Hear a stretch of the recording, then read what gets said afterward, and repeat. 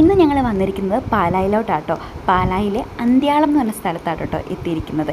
ഇവിടുത്തെ synergy Holmes visit ചെയ്യാനാണ് ഞങ്ങൾ വന്നത്. ഇതെന്തൊരു ബ്യൂട്ടിഫുൾ പ്ലേസാണെന്നറിയോ. 15 കുടുംബങ്ങളാണ് ഇവിടെ താമസിക്കുന്നത്. 15 വീടുകളാണ് നിങ്ങളീ കാണുന്നത്. എന്ത് രസമായിട്ടാണോ ഇത് പണിതിരിക്കുന്നതെന്നറിയോ. ഇതിൻ്റെ ഇൻറ്റീരിയർ എന്ന് പറയുന്നത് ഓരോ വീടിനും വ്യത്യസ്തപരമായിട്ടായിരിക്കും കേട്ടോ.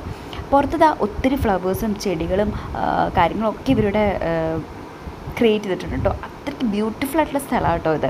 ഇവിടെ വരുമ്പോൾ തന്നെ നമുക്കൊരു പോസിറ്റീവ് എനർജി ആട്ടോ നമുക്ക് ഫീൽ ചെയ്യുന്നത്.